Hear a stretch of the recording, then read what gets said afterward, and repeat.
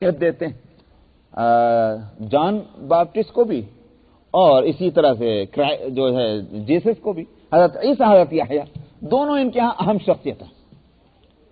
انہوں نے فرمایا کہ دونوں کی جو خصوصیات ہیں وہ یہ کہ نہ تو یحییٰ علیہ السلام نے شادی کی اور نہ حضرت عیسیٰ علیہ السلام نے شادی کی، دونوں کی شادی نہیں ہوئی، یعنی عورت کو بیوی ہونے کی حیثیت سے نہ انہوں نے دیکھا نہ انہوں نے دیکھا۔ اور حضرت عیسیٰ علیہ السلام کی والدہ محترمہ، ان کی بھی شادی نہیں ہوئی، انہوں نے ایک شوہر ہونے کی حیثیت سے کسی مرد کو نہیں دیکھا۔ سمجھ میں آیا؟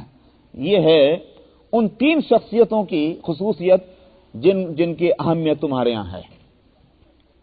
اس کا اثر یہ ہونا چاہیے تھا کہ سب سے زیادہ عفت، پاک دامنی، شرم اور حیا اس کمیونٹی کے اندر ہونی چاہیے جس کمیونٹی کے اندر حضرت یحییٰ، حضرت عیسیٰ، حضرت مریم جو ہیں ان کی اہمیت ہے۔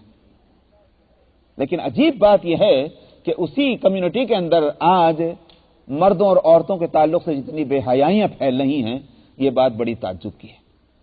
سمجھ میں آیا؟ تو واقعہ بھی میں اس پر کہہ رہا تھا کہ خیر اور شر کا کہ جو ایک شعور ہے، ایک تمیز ہے، وہ تو فطری طور پر سب میں موجود ہے۔ انبیاء علیہ السلام کی تعلیمات آ کر کیا کرتی ہیں کہ انسان اگر کسی وجہ سے دھوکہ کھا جائے، شر کو خیر اور خیر کو شر سمجھنے بیٹھ جائے، انبیاء علیہ السلام آ کر کے اس کی رہنمائی کرتے ہیں اور شر کو شر بتاتے ہیں اور خیر کو خیر بتاتے ہیں۔ یہ ہے اصل بات۔ تو لیکن صلاحیت سب میں ہے۔ تو یہ بات مجھے بتلانی تھی کہ قوانین ملکوں کے اور قوموں کے یہ ہم کو بتلاتے ہیں کہ تمیز تو موجود ہے، شعور موجود ہے، شعور نہ ہوتا تو یہ قوانین نہ بنتے۔ انبیاء علیہ السلام کی تعلیمات سے محرومی کا یہ نتیجہ ہے کہ وہ بعض دفعہ شر کو خیر اور خیر کو شر کہہ دیتے ہیں۔ فَأَلْهَمَهَا فُجُورَهَا وَتَقْوَاهَا، فرمایا قد افلح من زکاها وقد خاب من دساها، سو کامیاب ہوا وہ جس نے اپنے نفس کو پاک صاف کر لیا، اور وقد خاب من دساها، اور نقصان میں رہا وہ کہ جس نے اس کو روند ڈالا۔ سمجھا؟ تو ایک نفس کی مثال کیا ہے؟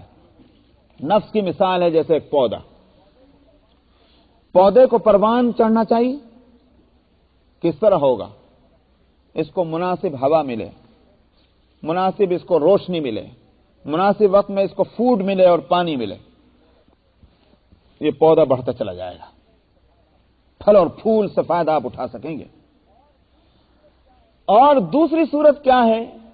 دوسری صورت یہ ہے کہ آپ نہ اس کے پاس ہوا آنے دیں، نہ پانی وقت پہ ڈالیں، فوڈ تو کیا دیں گے آپ، نہ روشنی وہاں پہنچ رہی، بلکہ اور تو اور کہ آپ اپنا سامان بھی رجا کے ڈال دیتے ہیں، کبھی اس پہ چل پڑتے ہیں، کبھی پھرنے لگتے ہیں، یہ سب ہو رہا ہے۔ تو وہ پودا چلے گا کیسے چلے گا؟ یہی حالت ہے نفس کی۔ نفس کو اگر مناسب ماحول مل گیا، وہ ماحول کون سا ہے کہ جہاں اس کی نیکی کی صلاحیت جو ہے اس کو غذا ملے۔ سمجھ میں آئے؟ وَاصْبِرْ نَفْسَكَ مَعَ الَّذِينَ يَدْعُونَ رَبَّهُمْ بِالْغَدَاةِ وَالْعَشِيِّ يُرِيدُونَ وَجْهَهُ، اے پیغمبر آپ اپنے آپ کو جمع کر رکھیے، ایسے نہیں کہ وہ سال میں ایک دن مقرر کر لیا کہ جاؤ بھائی آج جو ہے نیکوں سے ملاقات کا ایک دن ہے، سال میں 360 دن 359 دن تو بدماشوں میں رہیں گے اور ایک دن نیکوں میں رہیں گے، یہ نہیں۔ وَاصْبِرْ کا لفظ ہے، جمع کر رکھیے اے پیغمبر اپنے آپ کو ان لوگوں کے ساتھ کہ جو صبح شام اپنے رب کو اس کو راضی کرنے کی وجہ سے پکارتے ہیں۔ نبی کو ہدایت، سمجھ میں آیا؟ ارے بھائی نبی تو مرکز ہیں، نبی تو مرکز ہیں خیر کے، لیکن نبی کو ہدایت دینے کے معنی کیا ہیں؟ ضابطہ یہی ہے، قاعدہ یہی ہے، نبی کو بھی اس پر چلنا ہے اور نبی کے پیروکاروں کو بھی اس پر چلنا ہے۔ سمجھ میں؟ یہ ہے مطلب۔ یہ نہیں ہے کہ نبی کے لیے قانون دوسرا کہ تم جاؤ بدماشوں کے پاس بیٹھا کرو، یہ نہیں، بلکہ نبی جو ہیں ان کے لیے بھی یہی قاعدہ ہے، اچھے لوگوں کے پاس آپ کی زندگی گزرے اور نبی کے پیروکاروں کے لیے۔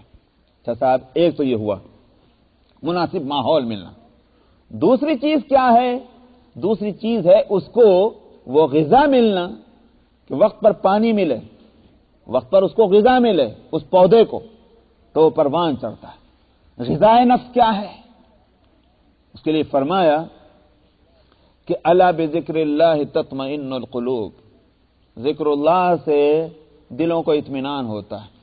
جب بھوک لگ رہی ہو، پیاس لگ رہی ہو، طبیعت میں کیسی بے چینی ہوتی ہے، سمجھ میں آیا؟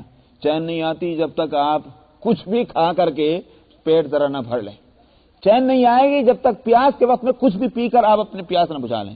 یہی تو وجہ ہے کہ مسئلہ یہ ہے کہ جس وقت بھوک لگ رہی ہو، نماز کا وقت ہو، آپ پہلے کھانا کھا لیں پھر نماز پڑھیں۔ کیوں؟ اس بے اطمینانی کے ساتھ نماز ہوگی کیسے؟ اطمینان کر لیجئے پہلے آپ، اور اطمینان کے ساتھ آپ نماز پڑھیے۔ تو اور اطمینان کیسے ہوتا ہے؟ جب مناسب غذا مل گئی۔ اب فرمایا کہ ذکر اللہ سے دلوں کو اطمینان ہوتا ہے۔ کیا مطلب؟ ذکر اللہ جو ہے غذا ہے دلوں کی، دلوں کو، قلوب کو، نفس کو، روح کو وہ غذا مل گئی جو اس کے مناسب ہے، اس کو اطمینان ہو گیا۔ یہ ہے مطلب اس کا۔ الا بذکر اللہ تطمئن القلوب۔ مناسب کا لفظ میں اس لیے بول رہا ہوں کہ پیٹ بھرنے کے واسطے دنیا میں بہت سی چیزیں ہوتی ہیں، سمجھ میں آیا؟ تھوڑی دیر کے واسطے اپنے کو تسلی دینے کے لیے پیٹ بھر گیا جو کمر کو لگ رہا تھا، آپ کچھ بھی کھا لیں، لیکن اگر وہ غذا آپ کے جزو بدن بن رہی ہے، اس سے آپ کے بدن کے اندر جو ہے انرجی پیدا ہو رہی ہے، یہ صحیح غذا ہے۔ لیکن اگر تھوڑی دیر کے بعد پیٹ میں درد ہونے لگ جائے، کہ تھوڑی دیر کی تو تسلی ہوئی تھی کہ پیٹ بھر گیا، لیکن تھوڑی دیر کے بعد جو ہے آپ 5-10 منٹ کے بعد اب جب اس نے مشین نے اندر کام کرنا شروع کیا تب پیٹ میں درد ہو رہا ہے، یہ غذا مناسب نہیں ہے۔ اس واسطے قلب کی غذا جو ہے گانے اور بجانے نہیں ہے، سمجھ میں آیا؟ وہ غذا نہیں ہے اس کی، وہ آگے جا کر اس کو اس میں جو جب اس میں بگاڑ پیدا کرتی ہے، جب محسوس ہوتا ہے۔ شروع میں تو بڑا اچھا لگتا ہے، لیکن اس غذا کی جو اصل، اس نفس کی جو اصل غذا ہے جو مناسب ہے، وہ ہے ذکر اللہ۔ ذکر اللہ سے اسی واسطے آپ دیکھ لیجئے، پتہ نہیں مجھے یہاں کن کن کو تجربہ ہوگا، مجھے تجربہ نہیں، لیکن بہرحال یہ ہے کہ میں اس لیے میں کہہ سکتا ہوں کہ اندازہ ہے اور بہت سی برائیوں کے پر قیاس کر کے، سنیما جانے والا جو ہے، فلم دیکھنے والا، چلیے اب تو ٹی وی پر رات دن فلمیں آتی ہیں، فلم دیکھنے کے بعد آپ کے دل کو کتنا خوشی حاصل ہوتی ہے، کتنا سکون ملتا ہے، کبھی آپ نے سوچا؟ لیکن میں آپ کو بتلاؤں، نماز پڑھ کے جب آپ اٹھتے ہیں آپ کے دل کو کتنا سکون ہوتا ہے۔ حالانکہ ہماری نماز کیسی ہے وہ میں بھی جانتا ہوں اور آپ بھی جانتے ہیں۔ نماز کے فارغ ہونے کے بعد آپ جبکہ نماز ارادہ کر کے آئیں، ویسے نہ ہو کہ ایک دفعہ وہ ہمارے ہاں جو ہے ایک بڑا اجتماع ہو گیا، بہت بڑا، 18 لاکھ آدمی آ گئے، وہ 100 سالہ جوبلی ہوئی، اب اس میں جو ہندو بھی پھنس گئے، نماز جمعہ کی جو ہوئی ہے تو اب ہندوؤں کو نکلنے کا راستہ نہ، انہوں نے کہا بھائی اللہ اکبر، انہوں نے بھی اللہ اکبر کر لی، وہ نماز چھوڑی۔ اس لیے میں عرض کر رہا ہوں کہ جو ارادہ کر کے نماز پڑھنے کے لیے آیا ہے، وہ جس وقت نماز کا سلام پھیرتا ہے اور اٹھتا ہے، اس کو کتنا سکون ملا ہے، معلوم ہوا یہ ہے مناسب غذا نفس کی، جس سے اطمینان ہو رہا ہے۔ اور اگر صحیح یہ غذا کوئی شخص لے لے سمجھ میں آیا تو پھر تو کیا ٹھکانہ ہے اس کے اطمینان کا۔ تو یہ ہیں وہ چیزیں مناسب غذا کی۔ اب اگر یہ نہ دیے گیا نفس کو تو شروع میں چاہے اچھا لگ رہا ہو، لیکن جلدی ہی وہ ٹائم آتا ہے کہ وہ نامناسب غذائیں جو دی گئی ہیں اس کا رزلٹ آتا ہے سامنے۔ فرمایا وقت خواب من دساہا، نقصان میں رہا وہ جس نے اس نفس کو اپنے رون ڈالا۔ فرمایا کہ جہاں تک ان کی برائیوں اور اچھائیوں پر جو ہم ایک حقیقت ہم بتلا رہے ہیں، نفع میں ہے وہ اور نقصان میں ہے وہ۔ فرمایا اگر اس کا تجربہ کرنا ہو اور واقعات کی روشنی میں اس حقیقت کو دیکھنا ہو تو اپنی ماضی کی ان قوموں کی تاریخ کو دیکھ لو کہ جن قوموں کے مسکنوں سے اور بستیوں سے تم گزرتے ہو۔ چنانچہ قریش مکہ اپنے تجارتی سفروں میں قوم سمود کے علاقے سے گزرتے تھے۔